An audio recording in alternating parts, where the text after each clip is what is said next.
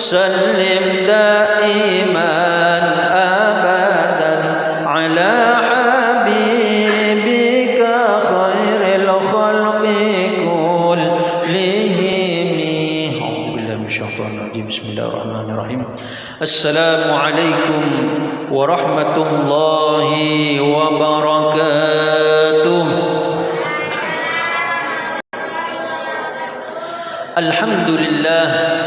الحمد لله الذي أنعمنا بنعم كثيرة وعظيمة وواسعة، سواء كانت الأرزاق الحسية أو المعنوية والظاهرة والباطنة، فاجعلنا الله وإياكم ممن يزاد بتلك النعم، وحتى نكون من عباده الشاكرين، حيث يدخلهم الله أجمعين في جنة النعيم مع سيد الصابرين والشاكرين. سبحانك لا علم لنا إلا ما علمتنا إنك أنت العليم الحكيم. رب اشرح لي صدري ويسر لي أمري واحلل عقدة من لساني يفقه قولي وسدد لساني واهد قلبي بحق سيدنا محمد صلى الله عليه وسلم.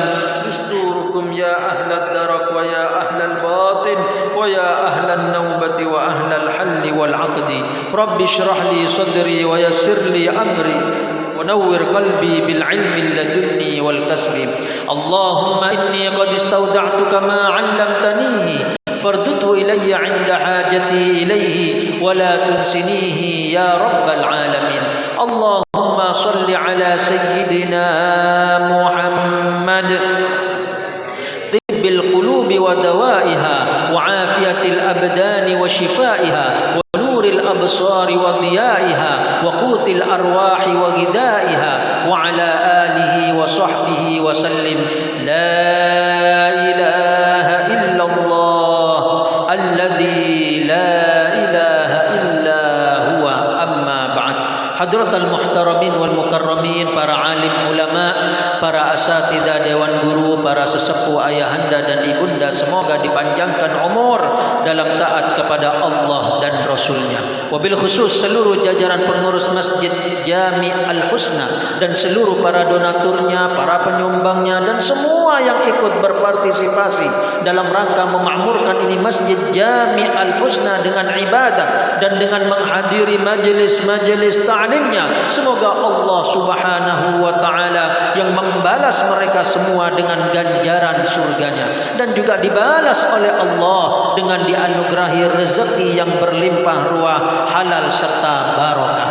Dan yang paling terutama lagi tentunya jamaah salat maghrib, jamaah salat isya, jamaah majlisul ilmi wat ta'limi wat dzikri. Semoga dengan keberadaan kita di majlis ta'lim ini Allah Subhanahu wa taala segera mengangkat penyakit-penyakit yang ada di tubuh kita, baik itu penyakit zahir, lebih-lebih penyakit hati. Dan juga semoga siapapun di antara kita yang lagi dililit hutang piutang, semoga Allah Subhanahu wa taala segera menganugerahkan kepada kita rezeki yang halal, yang banyak dan berkah, dan kita segera menyaur hutang-hutang tersebut.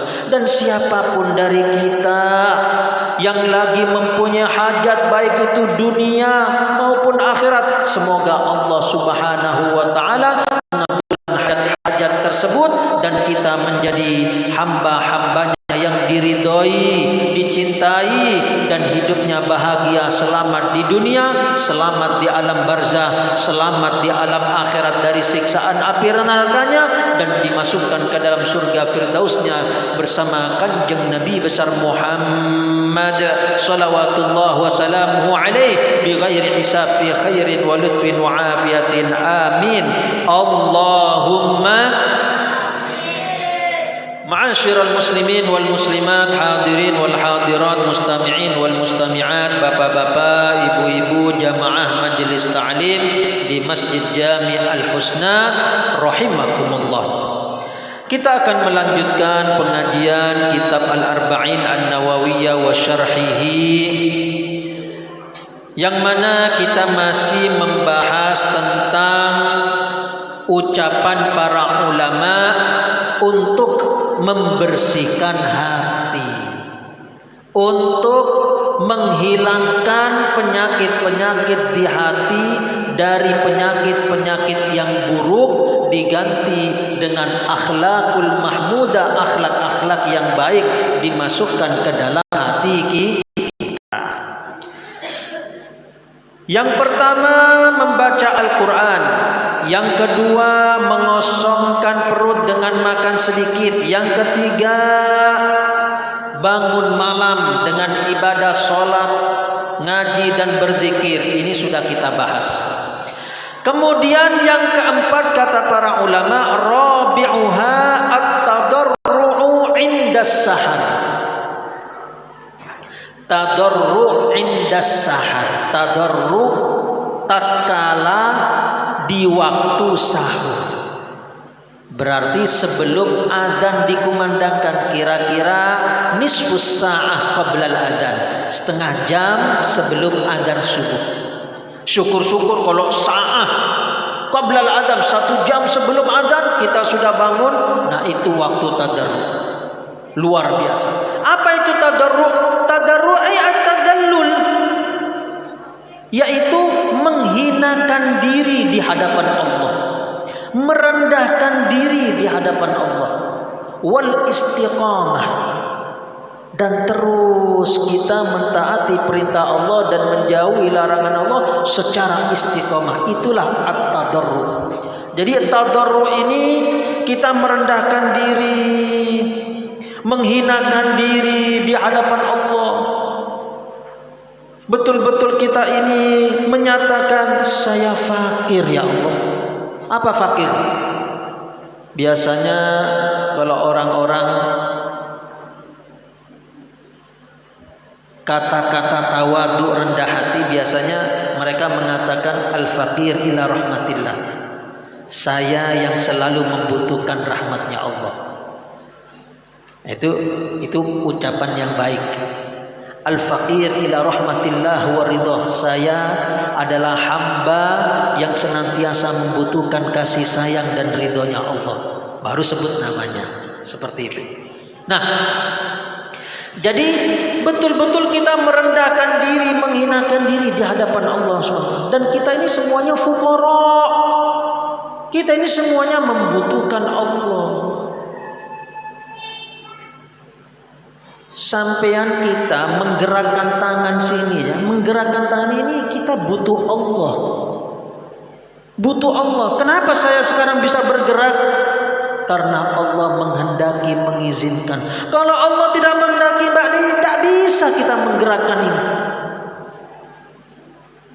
Padahal cuma 1 jari, apalagi 2 jari, apalagi 5 jari, apalagi tangan bergerak, kedipan mata, lidah bisa bergerak, mulut bisa gerak, bisa makan, bisa merasakan manis, asin, asam, pedas, pahit.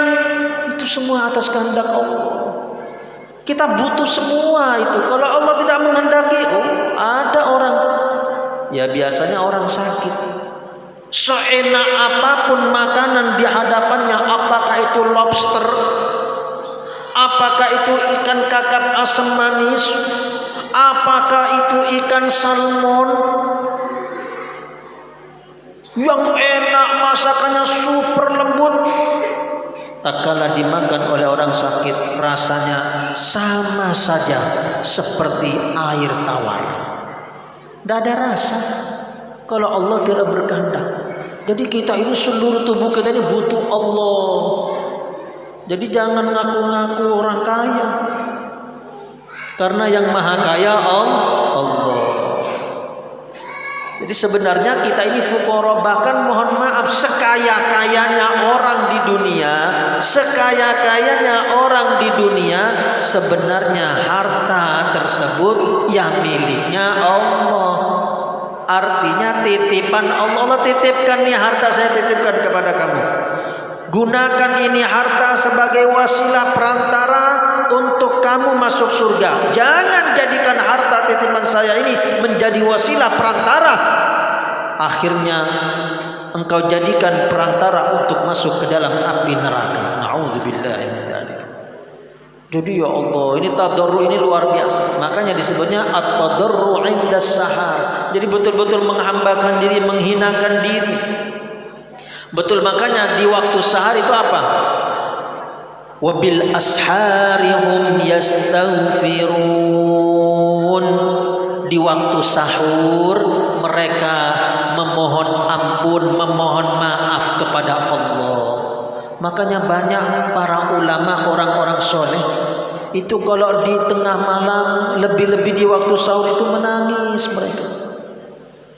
Jadi kalau malam hari kurang lebih jam 2 sudah bangun, sholat, ngaji Al-Quran, berzikir, bersolawat, dan amal-amal soleh yang lainnya. Mau mendekati subuh itu sedih mereka, ya Allah, karena asik berduaan dengan Allah, nyaman berduaan dengan Allah. Orang-orang yang sudah merasakan nikmatnya tahajud, orang-orang yang sudah merasakan lezatnya ibadah di tengah malam seperti itu. Nah, di antara orang yang tadarru, menghambakan diri, merendahkan diri, saat itu dia betul-betul memohon ampun kepada Allah dari segala maksiat yang pernah dia lakukan. Bahkan dari segala perbuatan amalan yang tidak bernilai pahala. Itu orang-orang yang dekat dengan Allah menyesal kalau sampai ada amalan tidak bernilai pahala. Bahkan diistighfari padahal ya tidak dosa, mohon maaf. Melakukan mubah tapi tidak bernilai pahala. Contoh makan minum. Makan minum hukumnya apa? Ibadah apa makan minum? Tidak. Makan minum hukumnya mubah. Kita makan, ya tidak dapat pahala. Kita meninggalkan makan minum, ya kita tidak berdosa. Maka kalau ada orang makan minum tidak niat di dalam hatinya, sehingga makanan dan minuman yang barusan dikonsumsi tidak bernilai pahala di sisi Allah, itu mereka sesali. Ya Allah, kenapa tadi saya makan minum kok tidak niat? Ya Allah, astagfirullahaladzim. Seharusnya tak kala kita makan dan minum, kita niat apa yang kita niatkan? Yang kita niatkan yang pertama, saya niat makan dan minum ini ya Allah mentaati perintah-Mu ya Allah. Kulu min thayyibati ma razaqnakum. Perintah Allah. Makanlah kalian wahai hamba-hambaku dari makanan-makanan yang halal baik yang aku rezekikan kepadamu, yang aku anugerahkan kepadamu. Makan. Jadi tak kala kita mau makan dan minum, kita di dalam hati niat, saya niat makan minum ini ya Allah mentaati perintah-Mu. Engkau menyuruh kami untuk makan ya Allah, maka makannya kita bernilai pahala di sisi Allah. Berapa banyak orang di luar sana makan aja, tidak ada ingat Allah. Doa aja tidak dibaca, apalagi niat. Untung-untung masih baca doa, ya dapat pahala doa. Pahala niat makan, makannya tidak dapat pahala.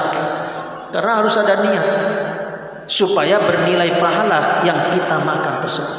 Niatnya apa? Ini salah satunya. Saya niat makan dan minum mentaati perintah Allah. Niat kedua, saya niat makan minum biar saya kuat ibadah kepadamu ya Allah.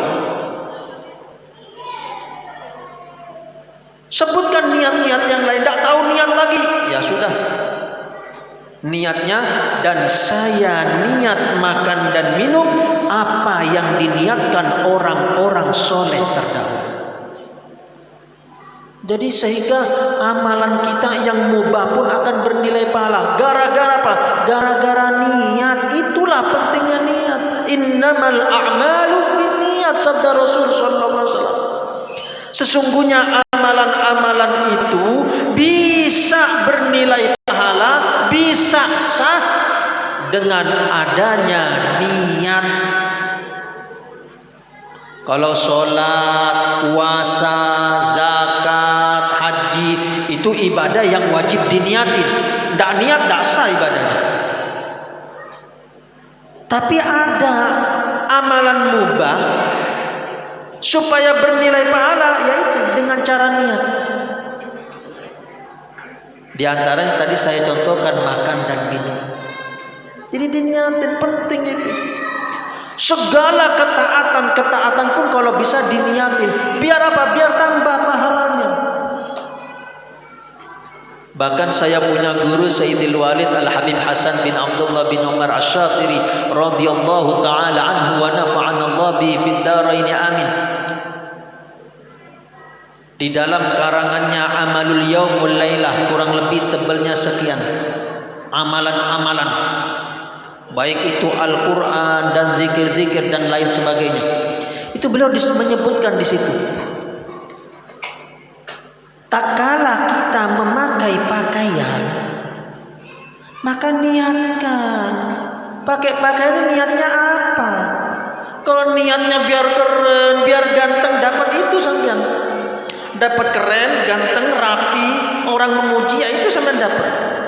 Tapi tak kala kita berpakaian, saya niat berpakaian ini ya Allah menutup aurat, mentaati perintah Allah dan Rasulnya. Dan saya niat memakai pakaian ini ya Allah, niat mengikuti Rasul sallallahu alaihi wasallam. Karena Rasul pakai pakaian, dapat pahala kita. Ketepatan kita songkoknya putih, diniatin saya niat pakai songkok putih ngikuti Rasul sallallahu alaihi wasallam, dapat pahala lagi kita. Ketepatan kita pakai cincin, niatin saya niat pakai cincin ngikuti Rasul sallallahu alaihi wasallam. Cincinnya alhamdulillah berupa perak, saya niat pakai cincin yang terbuat dari fiddah perak ngikuti Rasul sallallahu alaihi wasallam. Kemudian ada matanya, saya niat pakai mata ini kemudian ditaruh di bawah mengikuti Rasul sallallahu alaihi wasallam. Rasulullah kalau pakai cincin, matanya ditaruh di bawah. Kemudian saya niat pakai cincin, saya letakkan di khinsir, jari kelingking, ngikuti Rasul sallallahu alaihi wasallam. Dalam riwayat kelingking kanan, dalam riwayat kelingking kiri. Jadi tak kala taruh di kelingking, niatin ini. Itu berapa niat, dapat terus kita pahala. Bertambah banyak niat, bertambah banyak pahala kita.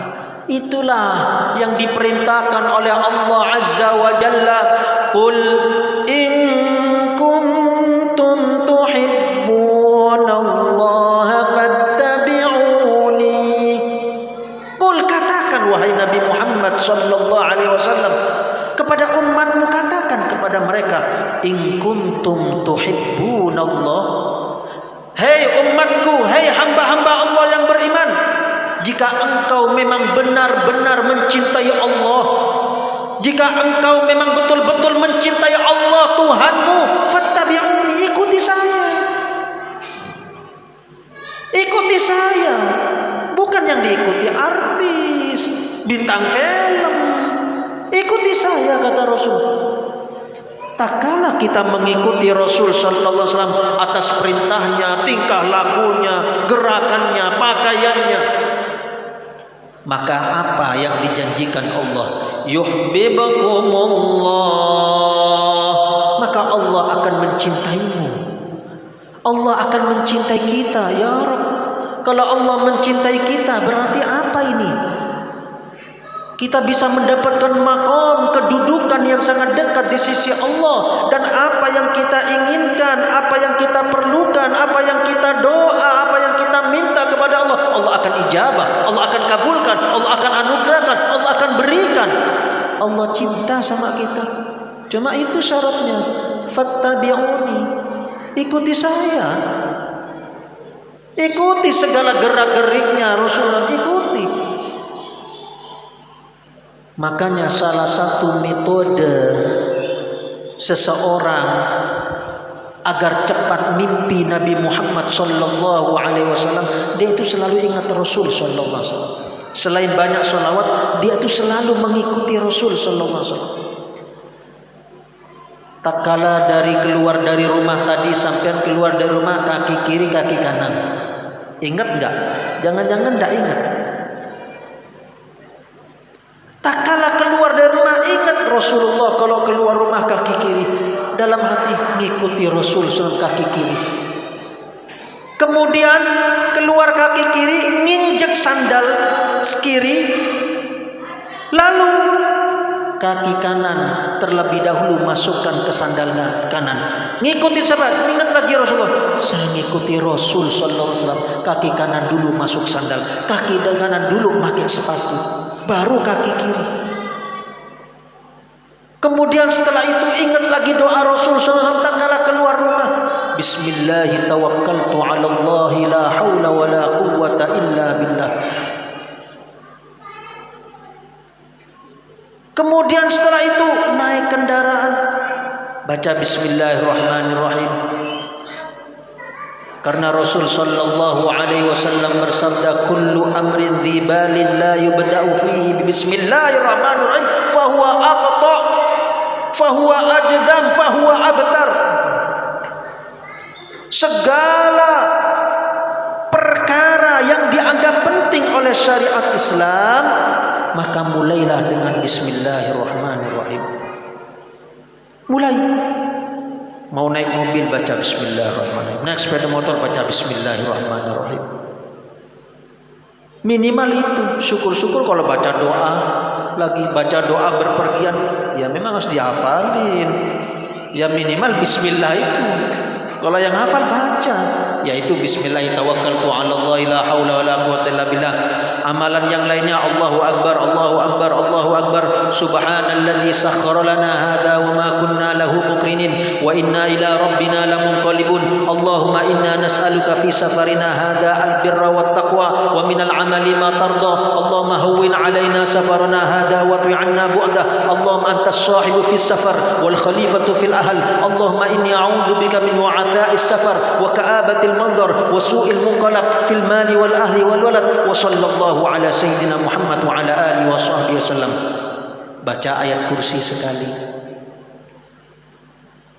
Sampai masjid, lepas sandal, lagi-lagi ingat Rasul sallallahu alaihi wasallam. Ya Allah, Rasulullah lepas sandal kaki kiri, ingat lagi.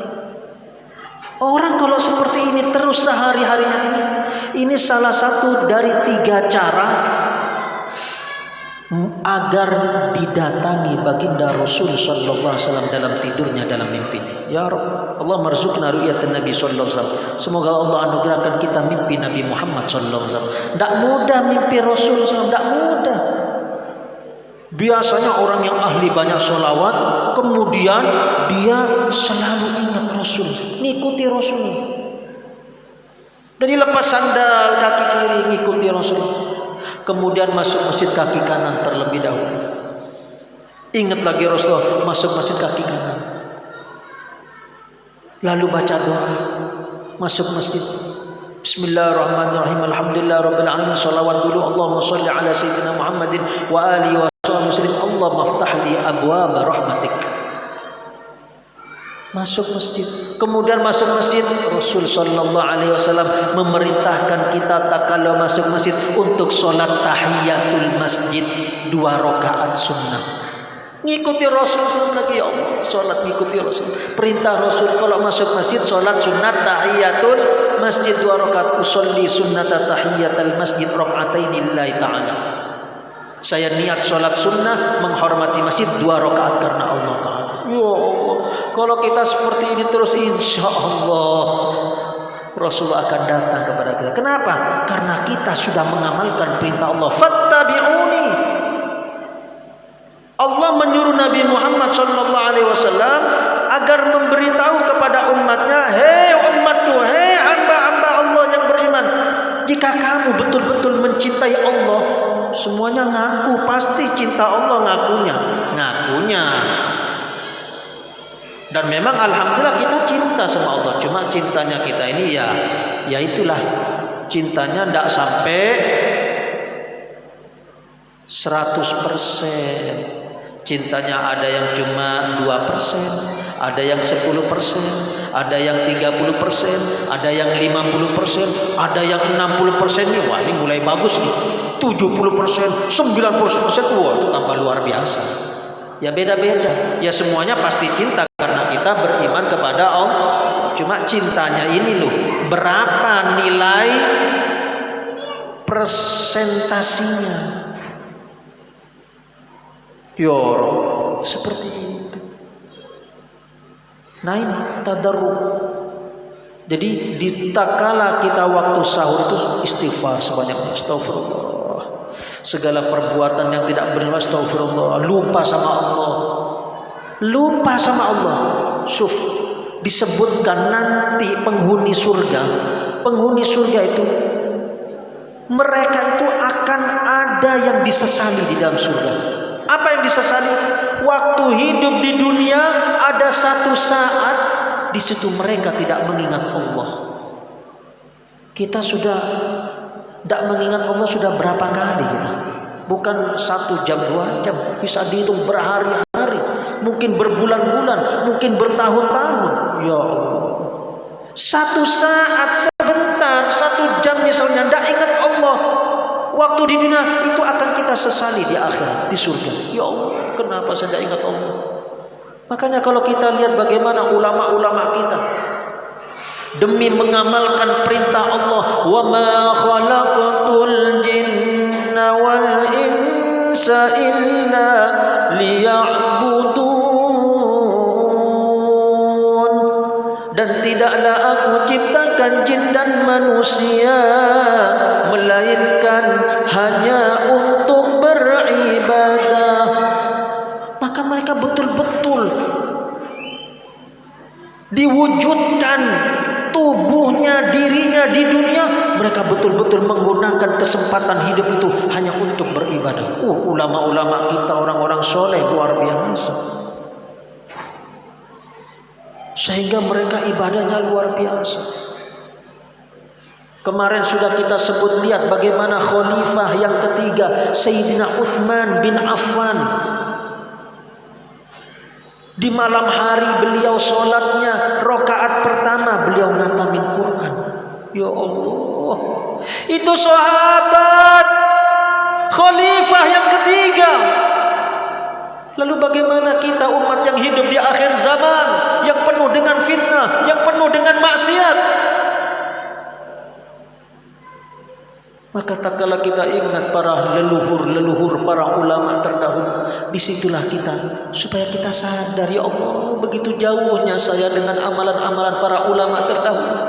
Sayyidina Utsman yang telah menikahi 2 putri suci Rasul sallallahu alaihi wasallam, Sayyidina Ummul Kulthum dengan Sayyidatuna Ruqayyah, dijuluki Dzunnurain, orang yang mempunyai 2 cahaya karena pernah menikahi 2 putri Rasul sallallahu alaihi wasallam. Di malam hari rakaat pertama ngatamin Quran. Masya Allah. Tidak mudah, Pak. Kita hafal aja belum. Tidak hafal sudah pegang Al-Quran. Mampu nggak kita? Orang duduk aja bukan sholat saja, baru dapat 20 menit, capek so. Baru dapat 30 menit, tidur. Ya Allah, ini perlu kita tangisi. Nah itulah waktu tadarruk, nangis kalau bisa. Di waktu sahur kita menangis, ya Allah, jauh saya dari ulama-ulama terdahulu. Itu yang kita tangisi. Rasulullah sallallahu alaihi wasallam, kata Sayyidatuna Aisyah, istri beliau, Rasulullah sampai bengkak-bengkak kedua kakinya gara-gara sholat malam, gara-gara sholat sunnah tahajud di malam hari. Bukan gara-gara sholat 5 waktu. Sholat 5 waktu itu harga mati. Sampai tidak sholat sekali bahaya, bisa masuk neraka. Itu sholat 5 waktu wajib. Ini sholat sunnah di malam hari, waktu asiknya orang-orang tidur, Rasulullah SAW sholat sampai bengkak kedua kakinya. Di sini ada yang bengkak? Ada, Ustaz. Nah, bagus. Perlu dicontoh ibu-ibu. Bengkak apanya, Bu? Kaki saya, Ustaz. Asam urat, ya Allah. Itu mah penyakit, Bu. Maksudnya bengkak karena banyak sholat, ya Allah. Makanya kalau sudah dekat-dekat adzan itu perbanyak istighfar. Astagfirullah. Ya sambil diingat-ingat lah maksiat atau perbuatan yang, kalau maksiat sudah jelas harus taubat gitu. Tidak taubat maksiat ya bahaya. Orang mati belum taubat dari maksiat berarti dia mati membawa dosa. Maka orang yang mati membawa dosa, kalau dosa besar disebut fasik. Dosa besar disebut orang fasik. Orang fasik ya khawatir bisa masuk neraka. Makanya setiap hari itu selalu istighfar kita minimal itu 100 kali. Rasulullah SAW mencontohkan 100 kali. Kalau bisa ya lebih dari itu. Sahabat Abu Hurairah Abdurrahman bin Sakhar, seorang sahabat perawi hadis yang paling terbanyak. Pembesar-pembesar sahabat Sayyidina Abu Bakar, Sayyidina Umar bin Khattab, Sayyidina Uthman bin Affan, Sayyidina Ali bin Abi Thalib karramallahu wajhahu kalah di dalam meriwayatkan hadis lebih banyak sahabat Abu Hurairah radhiyallahu taala anhu. Seorang fakir miskin tidurnya di teras Masjid Nabawi. Orang fakir miskin, tapi beliau paling banyak meriwayatkan hadis Nabi Muhammad sallallahu alaihi wasallam karena beliau sering bersama Rasul sallallahu alaihi wasallam. Karena beliau sering duduk di majlis ta'lim bersama Rasul sallallahu alaihi wasallam. Beliau paling banyak meriwayatkan hadis. Bagaimana diriwayatkan sahabat Abu Hurairah dalam sehari beristighfar sebanyak 12.000 marrah, 12.000 kali. Sahabat Abu Hurairah mohon ampun kepada Allah bukan 100 kali, itu Rasul sallallahu alaihi wasallam. Padahal Rasul tidak punya dosa, ia mencontohkan kepada umatnya. Bukan 200 kali, 500 kali, 1000 kali, dikit bagi sahabat Abu Hurairah. 12.000 kali beliau. Dosa apa sahabat Abu Hurairah? Ada dosa apa beliau? Ya mungkin kalau karena bukan Nabi. Kalau Nabi Rasul maksum terjaga dari maksiat. Tapi sekelas sahabat, seandainya ada maksiat kecil lah, dosa kecil mungkin ada, seandainya ada. Tapi sampai istighfarnya 12.000 kali setiap hari. Ini apa ini kalau bukan merasa banyak kekurangan? Karena amalan yang tidak bernilai pahala itu diistighfari oleh mereka. Ya Allah. Sayyidina Uthman ngatamin Quran dalam satu rakaat berdiri. Sahabat Abu Hurairah baca istighfar astagfirullahaladzim, astagfirullahaladzim 12.000 kali. Apalagi sekelas mereka sambil menangis tentunya. Betul-betul dihayati, direnungi apa yang dibaca astagfirullahaladzim. Karena kata para ulama, istighfarukum tahtat ila istighfarin akhar. Kata para ulama, sebagian kalian istighfarnya itu perlu diistighfari. Istighfarnya kita ini perlu diistighfari. Kenapa? Tak kala kita astagfirullahaladzim, astagfirullahaladzim, pikiran kita ke pekerjaan, pikiran kita ke makanan, kemudian nanti ini habis baca istighfar 1000 kali mau makan saya. Pikirannya baca aja astagfirullah sampai 1000 kali, pikirannya mau makan apa nanti astagfirullahaladzim, astagfirullah. Nanti habis itu kayaknya pengen ikan kakap aja lah daripada ayam potong, kurang baik, lebih baik ayam aja, lebih baik ikan kakap, astagfirullah, astagfirullah. Mulutnya istighfar. Makanya kata para ulama, istighfarukum tahtat ila istighfarin akhar. Istighfarmu itu butuh pada istighfar yang lain. Pikirannya kemana-mana. Ya Allah. Jadi banyak kita kekurangannya. Nah ini waktunya di saat sahur itu perlu istighfar yang banyak. Nangisi, sesali apa yang pernah kita lakukan. Semoga Allah ampuni. Dan husnudzon, Allah akan mengampuni dosa-dosa kita. Nah ini salah satu untuk membersihkan. Apalagi betul-betul kita ada maksiat. Apalagi maksiat kita ada berburuk sangka sama orang lain. Tak kala kita melihat orang, kita menyangka orang ini di bawah saya ketakwaannya, saya lebih tinggi. Tak kala di hati kita sudah berburuk sangka seperti itu. Nah itu perlu istighfar seperti itu. Belum lagi menuduh orang berburuk sangka yang enggak. Ini paling ini kerjaannya ini nonton film BF ini. Ini jangan-jangan ini kerjaannya makan riba aja. Ini jelek semua yang dipandang. Cuma saya saja yang orang soleh. Ini orang bahaya juga seperti ini. Berburuk sangka itu perlu diistighfari, apalagi di situ ada sombong, ada ria, ada sum'ah, ujub, bangga diri dengan ibadah. Istighfar. Kurangnya kita ibadah itu perlu istighfar. Ibadahnya kita tapi tidak khusyuk itu perlu diistighfari. Dan seperti itulah para ulama kita. Seorang sahabat baginda Rasul sallallahu alaihi wasallam, beliau salat sunnah di kebun kurmanya. Sahabat Nabi sallallahu alaihi wasallam salat di kebun kurmanya, salat sunnah. Luar biasa, perlu dicontoh. Kalau kita punya kebun, kita punya sawah, kita punya toko, salat di tempat kita kerja. Nih lihat sahabat.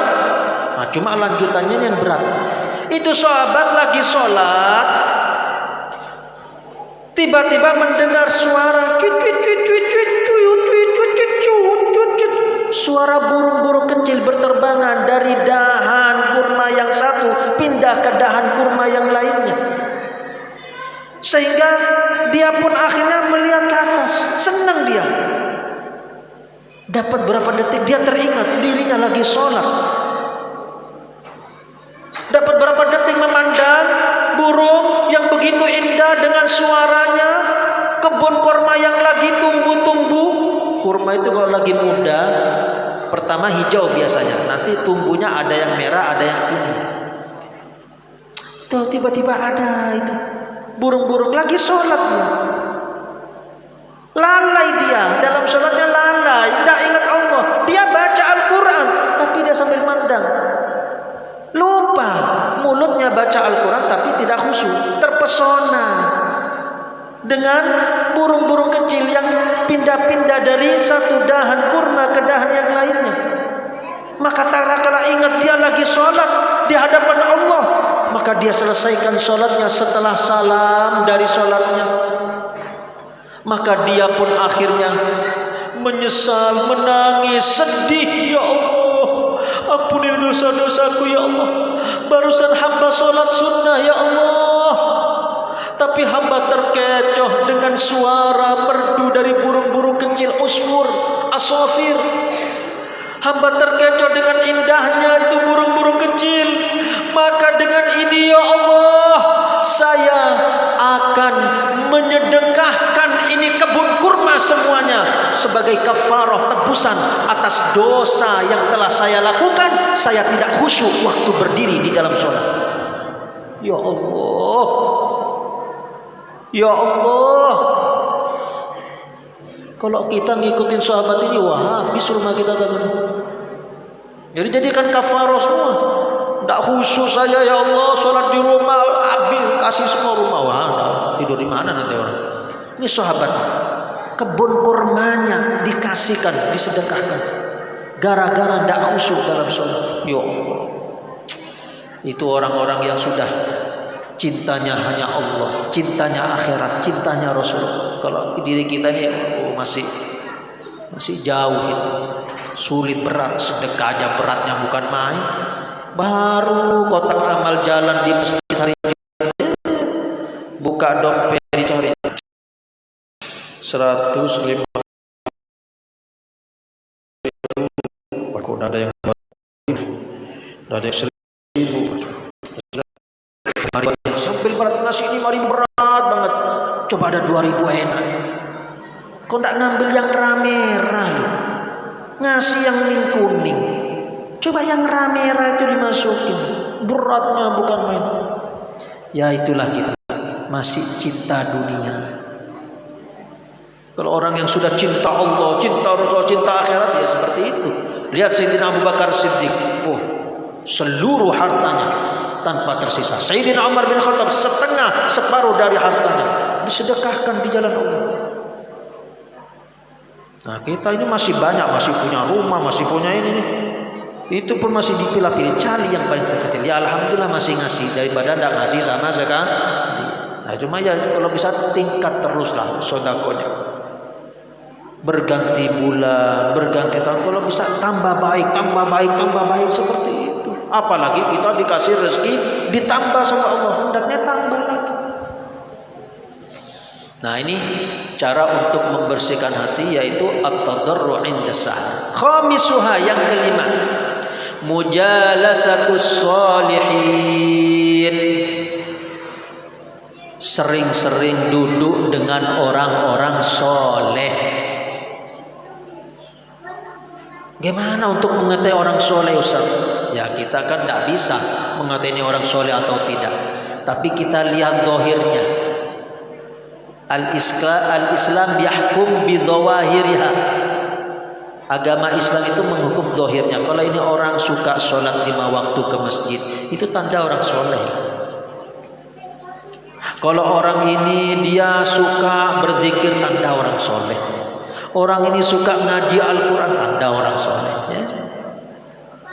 Ya kita lihat sendiri gimana orang ini. Pokoknya kita tahu dia ibadahnya ini. Oh, ini orang suka derma, sedekah, tanda orang soleh. Nah, itu deketin orang-orang soleh tersebut. Ya apalagi kalau itu seorang alim ulama, seorang kiai, seorang guru yang mengajar santri, mengajar umat Rasul SAW. Itu amalan yang luar biasa. Deketi. Biar rata-rata kalau orang-orang ustadz seperti itu rata-rata orang soleh. Nah, husnudzonnya kita seperti itu, deketi mereka. Karena dengan duduk dengan orang soleh tersebut, akhirnya nanti insya Allah Allah akan bersihkan hati kita. Apalagi kita melihat orang, langsung kita ingat Allah. Oh, itu jangan-jangan waliullah itu. Dan kalau bisa di hati kita yakinnya seperti itu. Kenapa? Karena Rasul Shallallahu Alaihi Wasallam pernah bersabda, "Ala ukhbirukum bi khiyarikum?" Apakah kalian mau saya beritahu siapakah di antara kalian orang-orang yang terbaik? Siapa orang-orang terbaik? Aulia Allah, kekasih-kekasih Allah. Siapa mereka orang-orang terbaik dari kalian? Qalu bala ya Rasulullah. Iya ya Rasulullah. Kami ingin tahu ya Rasulullah, siapa orang-orang yang paling terbaik di antara kami ya Rasulullah. Kalau ada orang terbaik di antara kami, kekasih Allah, tentu kami ingin dekati mereka ya Allah. Rasulullah ngasih tahu bocoran kepada kita. Apa jawaban Rasulullah? Idza ru'u dzukirullah. Atau kama qala Nabi sallallahu alaihi wasallam, apabila dipandang itu orang, kita langsung kontak batin ingat Allah. Tak kala kita mandang, langsung kontak batin hati kita ingat Allah. Ya, sampean sendiri yang memahami. Nah, waktu kita diaman banyak, biasanya itu orang-orang tua sepuh. Itu kadang kita pandang aja langsung ingat Allah. Yang sudah tidak niku-niku, apalagi dia seorang ulama, sudah itu luar biasa. Termasuk guru saya Sayyidil Walid Al-Habib Hasan bin Abdullah bin Umar Rasul. Kita sekali mandang tuh, Masya Allah, memang luar biasa. Tarikannya itu luar biasa ya, karena dia ingat Allah terus. Bahkan ada aulia Allah sampai mengatakan, seandainya saya lupa dengan Rasulullah sedetik saja, maka saya anggap diri saya bukan orang Islam. Cuma itu jangan diikutin, itu bukan jangan diikutin, maksudnya itu sudah ucapannya tinggi sekali sudah. Jadi ingat Allah, jadi ingat Rasulullah terus, ingat Allah terus. Jadi yang dipandang itu ingat Allah, ingat ini makhluknya Allah, ini umatnya Rasulullah. Jadi rasa kasih sayangnya, cintanya itu luar biasa. Bahkan orang ahli maksiat, bahkan orang kafir yang dipandang ini hambanya Allah, belum dikasih hidayah, belum masuk, minta sama Allah, ya Allah masukkan dia agama Islam ya Allah, berilah dia hidayah ya Allah. Kalau ngelihat ada orang perampok, ada orang suka main judi, ada orang pelacur, langsung ingat Allah, ya Allah berilah dia hidayah ya Allah, sehingga dia bertobat dari maksiat ini. Yang diingat itu Allah dan Rasulullah terus, yang dipandang Allah dan Rasulullah. Jadi penuh kasih sayang di hatinya. Itulah tanda-tanda seorang waliullah. Penuh kasih sayang dalam hatinya. Bukan kebencian, apalagi langsung menganggap, meremehkan, merendahkan orang lain. Wah, itu tanda-tanda sombong. Semoga Subhanahu wa ta'ala menjadikan kita semua orang-orang yang senang gemar solat tahajud di malam hari, orang yang senang istighfar, betul-betul khusyuk di dalam segala amalan ibadah kita.